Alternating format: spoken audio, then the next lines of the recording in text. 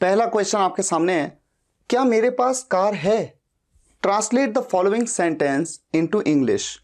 इस सेंटेंस को इंग्लिश में कैसे बोला जाएगा? इसके तीन विकल्प आपके सामने हैं। Have I a car, do I have a car, या फिर बोथ ऑफ द अबव, यानी कि दोनों तरीके से बोला जा सकता है। ये जो सेंटेंस है ये डे 16 की वीडियो में मैंने कवर किया था, उसी टॉपिक से लिया गया है। तो आप वीडियो को पॉज कर सकते हैं, रोक सकते हैं, सोच समझ के बताइए कौन सा ऑप्शन बिल्कुल सही है।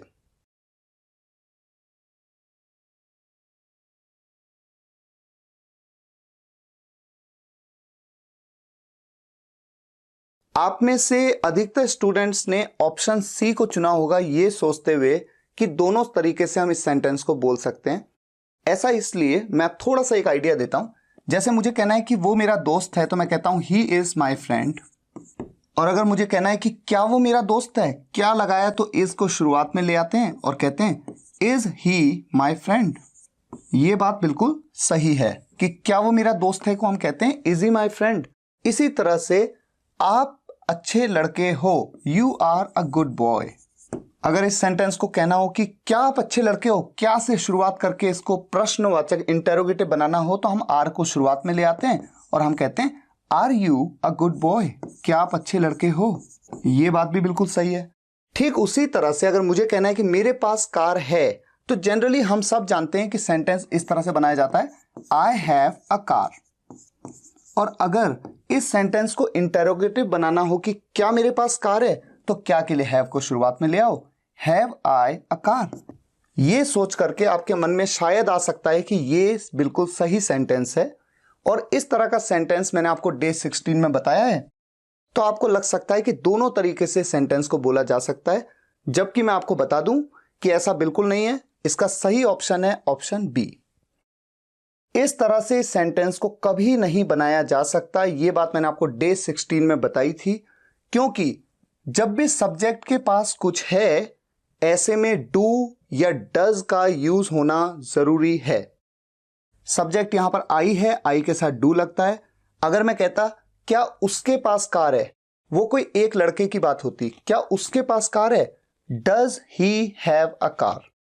यानी डू और डज का यूज करना कंपलसरी है इस तरह के सेंटेंसेस में, इसलिए ऑप्शन बी बिल्कुल सही है। Question number 2, for is a, for है एक, क्या है फॉर? प्रेपोजिशन है, कंजंक्शन है, या बोथ ऑफ द अबव, यानी कि प्रेपोजिशन भी है और कंजंक्शन भी है।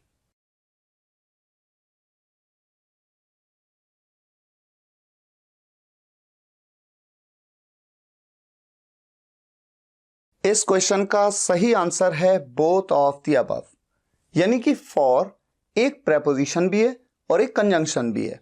ये बात डे 18 की वीडियो में मैंने आपको बताई है। जब ये एक प्रेपोजिशन होता है तो इसका हिंदी में सेंस आता है के लिए, जो कि आप में से बहुत से स्टूडेंट्स जानते भी होंगे। और जब इसका यूज एक कंजंक्शन की तरह होता है किसी सेंटेंस में, तो इसका मतलब आता है क्योंकि। अब अगर मैं एग्जाम्पल देने की बात करूं, तो के लिए के लिए एक छोटा सा एग्जाम्पल मैं लिख देता हूं। वो आया मोबाइल के लिए। मान लीजिए उसको मोबाइल की जरूरत थी, तो वो मेरे पास आया, he came to me for a mobile. और क्योंकि का सेंस कब आता है? जैसे कि वो आज ऑफिस नहीं आया क्योंकि वो बीमार था। He didn't come to the office, वो नहीं आया ऑफिस क्योंकि वो बीमार था। क्योंकि के लिए यहां पर फॉर का यूज किया जा सकता है, क्योंकि ही वॉज अनवेल। ये बात अलग है कि फॉर की जगह पे आप यहां पर बिकॉज कह सकते हैं, आप यहां पर एज कह सकते हैं, बिकॉज ही वॉज अनवेल या एज ही वॉज अनवेल। लेकिन फॉर का भी यूज किया जा सकता है क्योंकि के सेंस में। तो फॉर प्रेपोजिशन भी है और कंजंक्शन भी है। Question number 3, third form of the word show is. Show, ये जो वर्ड है इसकी थर्ड फॉर्म क्या होती है? क्योंकि ये क्रिया है, इसकी थर्ड फॉर्म क्या होती है? शोड होती है, शोन होती है, दोनों ही होती हैं, शोड भी और शोन भी।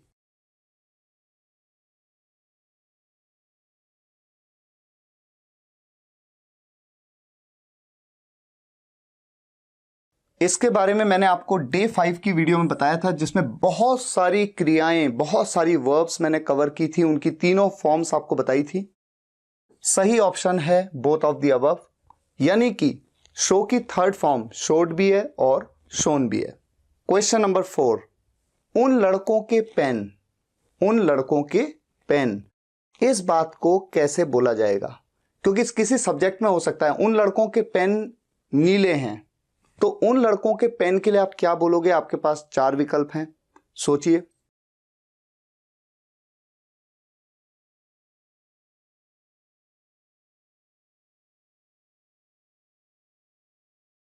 इस बात को मैंने डे 21 की वीडियो में अच्छे से कवर किया था कि अपोस्ट्रोफी एस, इसका यूज कैसे किया जाता है। देखिए यहां पर सही ऑप्शन है option A, those boys pens.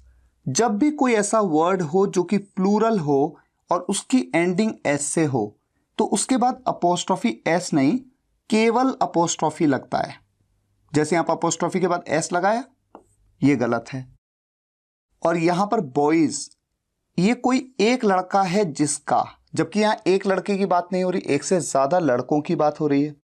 अगर किसी एक लड़के की बात होती तब इस तरह से कहते बॉयज, लेकिन जब एक से ज्यादा लड़के हैं, प्लूरल वर्ड है, बॉयज तो अपने आप में है ही है, उसके बाद अपोस्ट्रोफी केवल लगेगा, उसके बाद का एस नहीं लगेगा। Question number 5, translate the following sentence into English. आपके सामने एक सेंटेंस है, इंग्लिश में ट्रांसलेट करना है। कल वो सुबह से पढ़ रहा होगा, इसके आपके सामने 3 विकल्प हैं। Tomorrow he'll have been studying from the morning, tomorrow he'll have been studying since the morning, या फिर दोनों ही तरीके से हम बोल सकते हैं both of the above।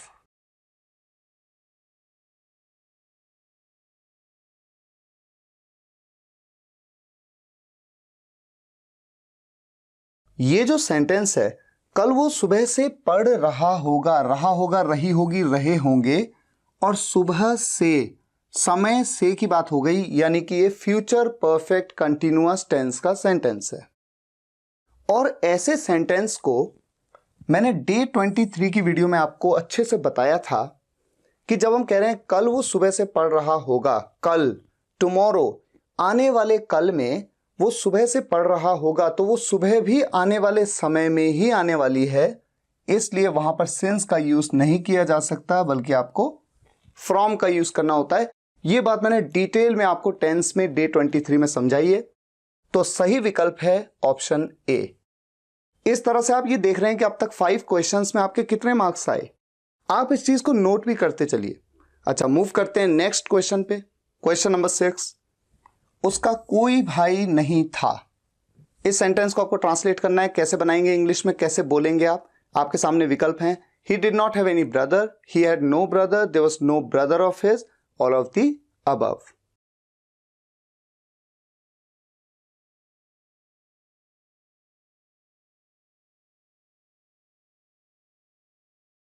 इस तरह का सेंटेंस जब भी आए, उसका कोई भाई नहीं था, मेरा कोई भाई नहीं था, मेरे 2 भाई नहीं थे, मेरे 2 भाई थे, उसकी 4 बहनें थी, उसके 2 अंकल थे, ऐसे सेंटेंसेस, सिंपल सेंटेंसेस पास्ट की कैटेगरी 2 में आते हैं, जो कि डे 23 में मैंने आपको अच्छे से समझाया। ऐसे सेंटेंसेस को जब आप नेगेटिव बनाते हैं तो आप डिड नॉट हैव का यूज करते हैं। तो उसका कोई भाई नहीं था, ही, क्योंकि वो कोई लड़का है जिसकी बात हो रही है, he did not have any brother. तो ये ऑप्शन तो बिल्कुल सही है। और मैंने आपको ये भी बताया था कि ऐसे सेंटेंसेस जहां पर 2, 3, 4, 5 यानी काउंटिंग नहीं बताई गई कि उसके 2 भाई नहीं थे, अगर ये सेंटेंस होता उसके 2 भाई नहीं थे तब बात अलग होती, लेकिन उसका कोई भाई नहीं था यानी 0 नंबर है, बिल्कुल 0। ऐसे में हैड के साथ नो का यूज करके भी इन सेंटेंसेस को बनाया जाता है, डे 23 में बताया। तो ये ऑप्शन भी बिल्कुल सही है, ही हैड नो ब्रदर। और देयर के साथ भी इस सेंटेंस को बनाया जा सकता है। ऐसे में सब्जेक्ट में देयर का यूज किया जाता है, उसके बाद उसके साथ लगता है वॉज या वर। तो इस तरह से भी सेंटेंस को बना सकते हैं, there was no brother of his. इसका मतलब जो सही ऑप्शन है वो option D, all of the above. Question number 7, choose the correct spelling. सही स्पेलिंग चुनो। 9th की स्पेलिंग ये है या फिर दोनों ही हैं? 9th की स्पेलिंग, 9th, इसकी बात हो रही है।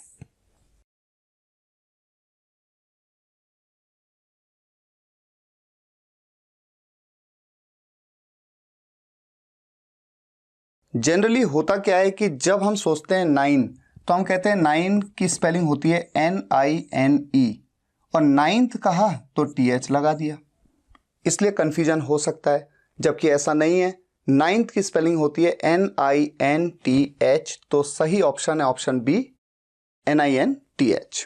Question number 8, all, some, more, none, ये जो प्रोनाउन हैं, थर्ड पर्सन प्रोनाउन है, ये इनके बारे में बताया मैंने आपको। ये कैसे प्रोनाउन है? सिंगुलर प्रोनाउन है, प्लूरल है, ये दोनों ही हैं।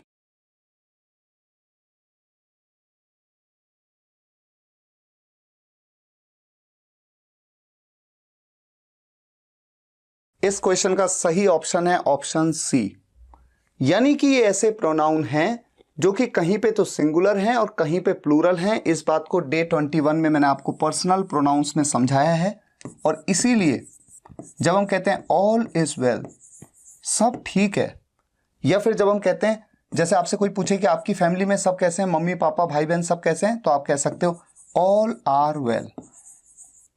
ये दोनों ही सेंटेंस बिल्कुल सही हैं। ऑल के साथ इज भी यूज होता है, आर भी यूज होता है, यानी कि ऑल को कहीं पे इस तरह के सेंटेंसेस में as a singular pronoun treat किया जाता है और इस तरह के सेंटेंसेस में एज अ प्लूरल प्रोनाउन। ये सब बातें डे 21 में क्लियरली आपको बताई हैं, तो कोई कंफ्यूजन नहीं होना चाहिए। अगर आपको जरा भी कंफ्यूजन है, डे 21 की वीडियो को आप देख सकते हैं। अब हम मूव करते हैं क्वेश्चन नंबर 9 पे। पिछले साल उसे रोज स्कूल जाना पड़ा होगा। पिछले साल उसे रोज स्कूल जाना पड़ा होगा। ट्रांसलेट करना है आपको इस सेंटेंस को। आपके पास में दो विकल्प हैं और फिर both of the above. Last year he would have to go to school every day, या फिर last year he would have had to go to school every day. Would have had to या फिर would have to, किसका use किया जाएगा? या फिर आप दोनों का यूज कर सकते हैं। सोचिए और फिर आंसर दीजिए।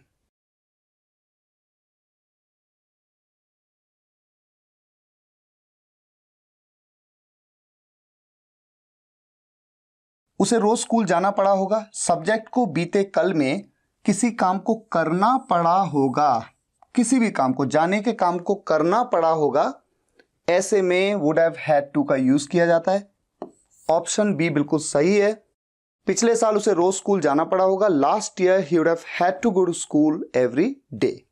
क्वेश्चन नंबर 10, मैं अपनी आंखों पर छींटे मार रहा हूं। जैसे आप मुंह धोते हैं तो अपनी आंखों पर छींटे मारते हैं। Translate the following sentence into English. तीन विकल्प आपके सामने हैं। I am splashing water on my eyes, I am squirting water on my eyes, I am sprinkling water on my eyes.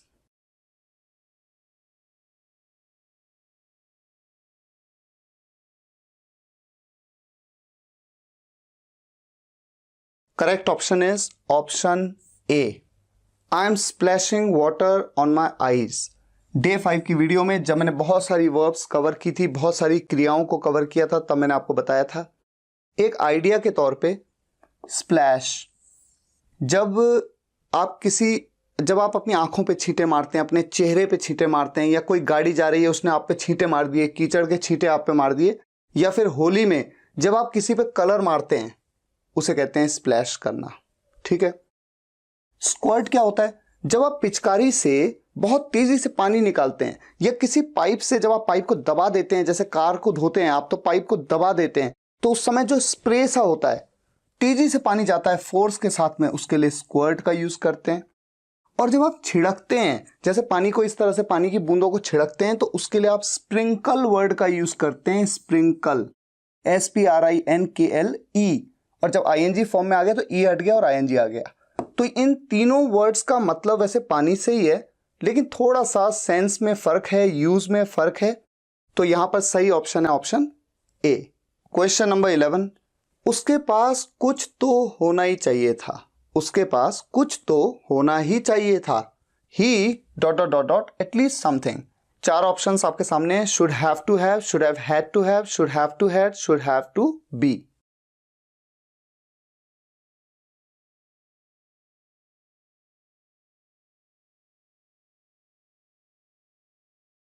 मैंने आपको डे 31 की वीडियो में जब शुड के टॉपिक को समझाया, तो मैंने आपको बताया कि जब भी सब्जेक्ट के पास कुछ होना ही चाहिए था, होना ही चाहिए था, ऐसे में should have, had to have इसका यूज किया जाता है, इसलिए यहां पर ऑप्शन बी बिल्कुल सही है।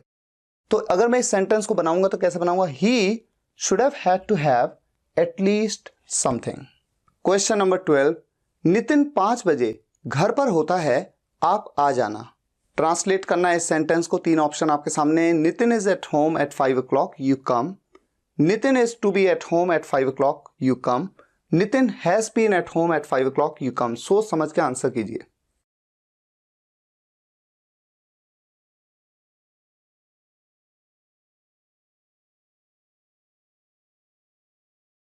अगर आपने डे 24 की वीडियो को देखा है तो उस वीडियो में मैंने इस तरह के सेंटेंसेस बताए थे जिनके एंड में होता है। जैसे मैं 4 बजे वहां होता हूं, वो 5 बजे ऑफिस में होता है, वो रात को 9 बजे बैडमिंटन कोर्ट में होता है। इस तरह के सेंटेंसेस में होता है के लिए सब्जेक्ट के हिसाब से आपको इज, एम, आर का यूज करना होता है। सब्जेक्ट यहां पर थर्ड पर्सन सिंगुलर सब्जेक्ट है जिसके साथ में यूज होगा इज। तो सही ऑप्शन है option A, Nitin is at home at 5 o'clock, you come. Question number 13, pronunciation of SLIPPERS। Hindi में हम इन्हें कहते हैं चप्पलें। जो हमारी चप्पलें होती हैं उनको हम ये कहते हैं, क्या कहते हैं? स्लीपर्स कहते हैं या स्लिपर्स कहते हैं? स्ली या स्लिप, या फिर दोनों तरीके से बोला जा सकता है।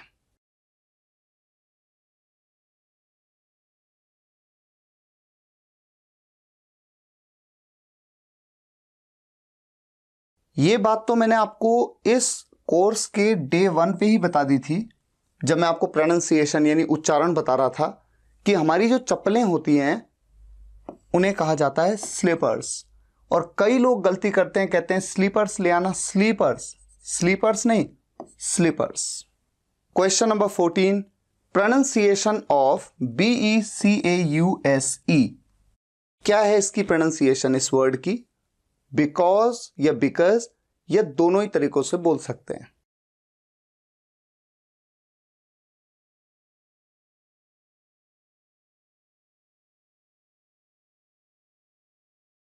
The correct option is option C. इसे बिकॉज भी कहते हैं, बिकॉज भी कहते हैं, और आप सभी जानते हैं कि इसको हिंदी में इसका क्या मीनिंग निकलता है, क्योंकि या चूंकि। तो दोनों तरीके से आप अनाउंस कर सकते हैं, जो आपका मन करे, दोनों ही सही है। Question number 15, the plural of fish is. Fish का प्लूरल क्या है? फिश या फिर फिशेज, ये दोनों में से किसी भी तरीके से हम प्लूरल बना सकते हैं।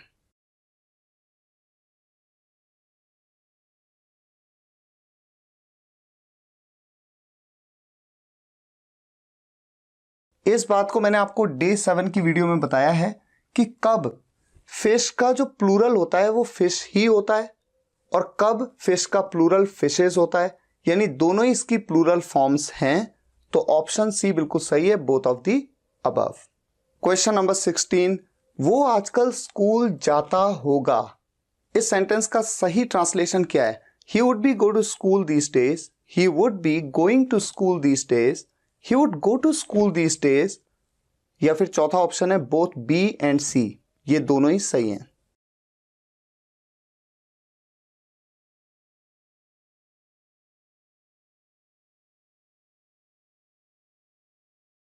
यहां पर जो सही ऑप्शन है वो है option B, he would be going to school these days.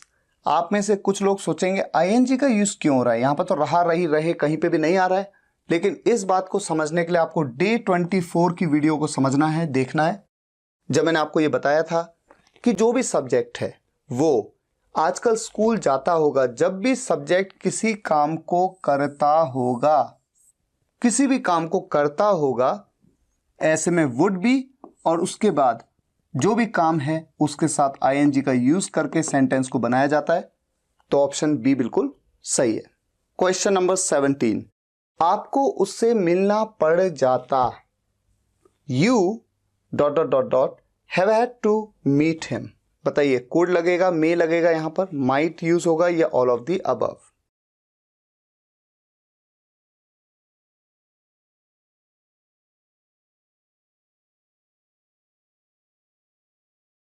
ये बात मैंने आपको डे 30 की वीडियो में बताई है कि जब भी सब्जेक्ट को किसी काम को करना पड़ जाता, किसी भी काम को करना पड़ जाता, ऐसे में या तो कुड हैव हैड टू, या फिर मे हैव हैड टू, या फिर माइट हैव हैड टू, तीनों में से किसी का भी यूज कर सकते हैं। इसलिए सही ऑप्शन है option D, all of the above. Question number 18, कब कब इन इंग्लिश। कब कब को इंग्लिश में क्या कहते हैं? How often, how seldom, when या व्हेन ऑल।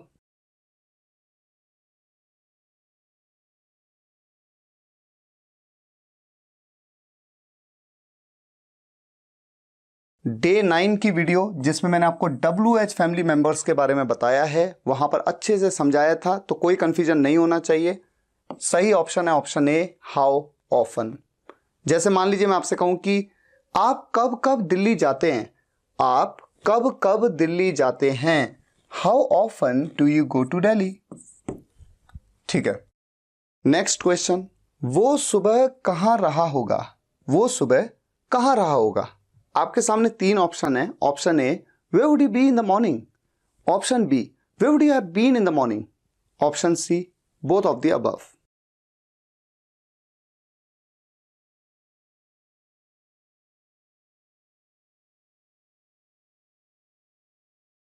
आप में से जिन जिन स्टूडेंट्स ने डे 20 की वीडियो को ढंग से देखा है, उस टॉपिक को समझा है, ऐसा हो ही नहीं सकता कि आप कंफ्यूज हो जाएं। आप तुरंत बता सकते हैं कि यहां पर वुड बी या फिर वुड हैव बीन दोनों का यूज किया जा सकता है। तो ऑप्शन सी बिल्कुल सही है, both of the above. Question number 20, यह आज का हमारा आखिरी क्वेश्चन है। 3 forms of grind are. Grind एक वर्ब है जिसका मतलब होता है पीसना, जैसे मसालों को पीसते हैं, पीसना। इसकी 3 फॉर्म्स कौन सी होती हैं? आपके सामने 4 विकल्प हैं।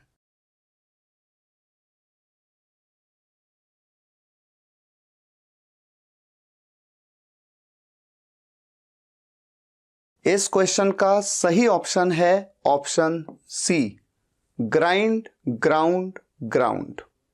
तो अब आपने 20 क्वेश्चंस देखे और अब आपको जेन्युइनली आपको ये बताना है इस वीडियो के कमेंट्स में कि आपके कितने मार्क्स आए 20 में से। मुझे उम्मीद है आज का ये वीडियो लेक्चर आपको पसंद आया होगा। अगर पसंद आया हो तो वीडियो को लाइक और शेयर जरूर करिएगा और कमेंट्स में बताइएगा कैसा लगा। मिलते हैं नेक्स्ट वीडियो लेक्चर में, तब तक के लिए टेक केयर, गुड बाय।